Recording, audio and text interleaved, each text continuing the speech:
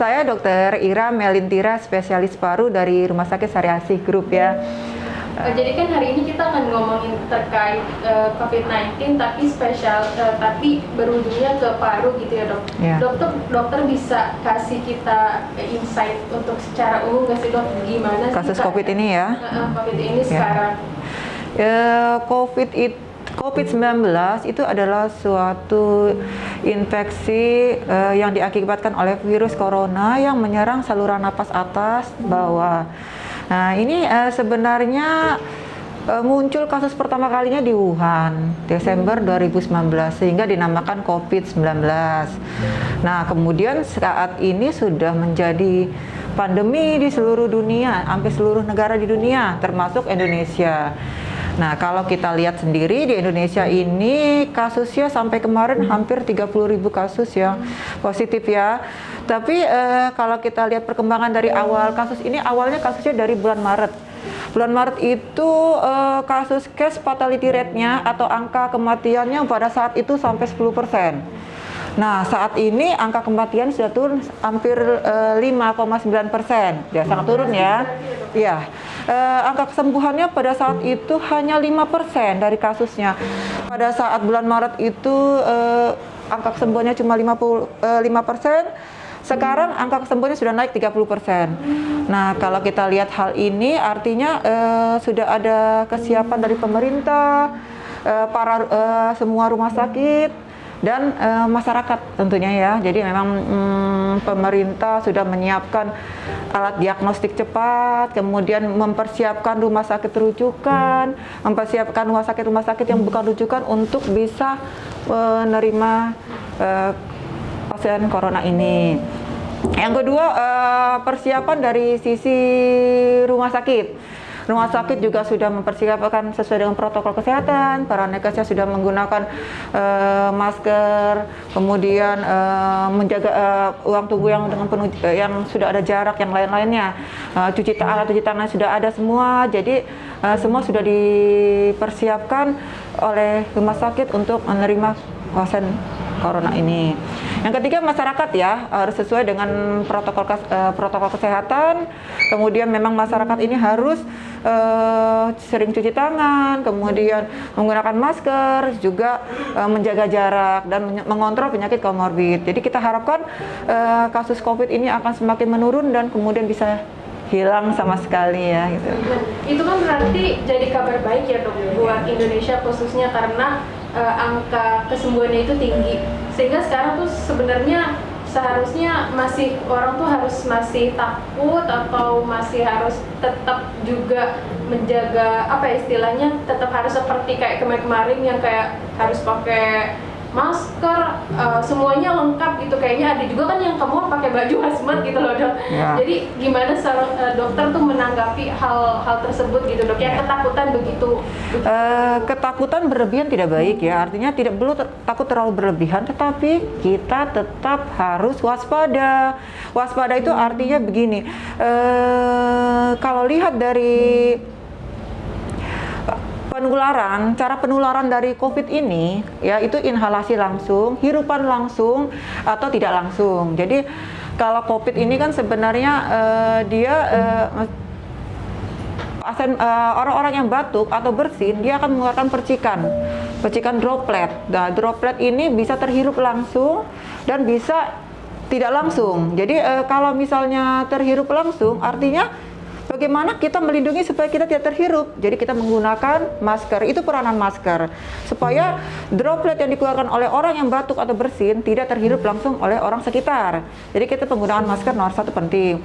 Yang kedua adalah cara tidak langsung. Jadi batuk dengan bersin ini akan karena droplet ini ukurannya kecil, jadi dia tidak akan sampai jauh. Jadi hanya 1 meter.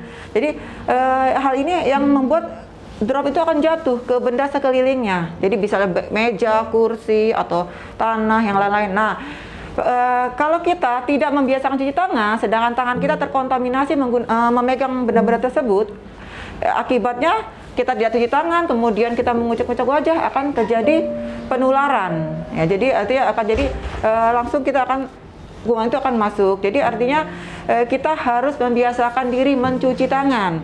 Nah, karena droplet tadi jaraknya 1 meter, jadi sebaiknya kita menjaga jarak. Nah, dengan pencegahan seperti itu, protokol kesehatan yang kita terapkan, otomatis kita tidak perlu takut terlalu berlebihan, tapi kewaspadaan wajib harus.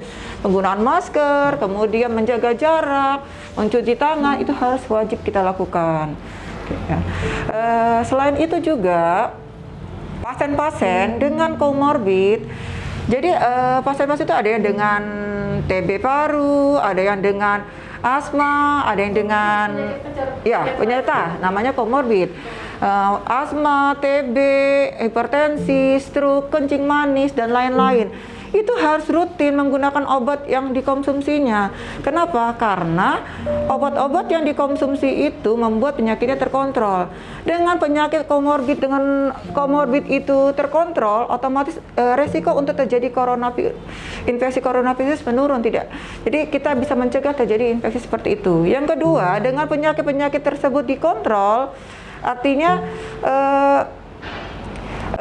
infeksi kalau corona ini akan mengenai paru yang dinamakan pneumonia. Pneumonia itu infeksi paru akibat corona. Nah, kalau infeksi paru pneumonia ini kalau bersama dengan komorbid akan lebih berat, dan ini yang membuat kasus kematian meningkat. Jadi bagaimana cara kita harus masyarakat tidak perlu takut untuk kontrol sepanjang tetap menjaga kewaspadaan tadi. Protokol kesehatan tetap dijalankan, dan konsumsi obat-obat rutin harus tetap dijalankan. Karena memang hal seperti itu untuk mengontrol penyakit komorbid tadi, dan sehingga resiko untuk terkena corona lebih berkurang. Iya, jadi kesimpulannya adalah bahwa kita tidak perlu takut terlalu berlebihan, tetapi wajib waspada. Jadi artinya waspada itu kita tetap menerapkan protokol kesehatan, yaitu sering mencuci tangan, karena kita tidak tahu apakah kita menyentuh benda-benda yang tercemar, kemudian juga tidak mengucak-ngucak wajah, menggunakan masker apabila kita keluar dari rumah. Kemudian menggunakan masker tadi kan saya katakan bahwa bisa mencegah supaya tidak terhirup langsung droplet tadi. Kemudian kita mencuci tangan supaya tangan kita bersih, tidak tercemar. Dan yang satu lagi, menjaga jarak. Menjaga jarak itu penting, karena memang dengan menjaga jarak itu kita resiko untuk penularan lebih rendah. Kemudian memang jarak itu ya memang karena dari droplet itu sendiri dia memang tidak bisa terpeciknya itu lebih dari kurang dari 1 meter. Jadi artinya kita biasakan menjaga jarak, menjalankan protokol kesehatan, pola hidup sehat, mengkonsumsi makanan yang bergizi, olahraga. Satu lagi yang penting, tidak merokok, ya, istirahat cukup, seperti itu. Ya, jadi kalau dari sisi masyarakat sudah paham seperti itu, tidak perlu lagi takut berlebihan. Nah, sisi rumah sakit juga harus mempersiapkan sesuai dengan protokol kesehatan, menerima pasien, mendiagnosis pasiennya, kemudian menangani pasien-pasien corona tersebut. Kemudian dari sisi pemerintahnya juga mempersiapkan tes cepat coronanya, mempersiapkan PCR untuk mendiagnosis coronanya, kemudian juga mempersiapkan laboratorium yang bisa untuk sebagai diagnostik corona tersebut. Kemudian selain itu juga dia akan mempersiapkan rumah sakit rujukan COVID dan rumah sakit lain yang harus siap untuk menerima COVID walaupun bukan rujukan COVID. Selain itu juga berat pasien-pasien yang mempunyai komorbid ya memang sebaiknya kontrol, karena memang obat-obat yang wajib rutin dikonsumsi itu harus wajib tetap dikonsumsi.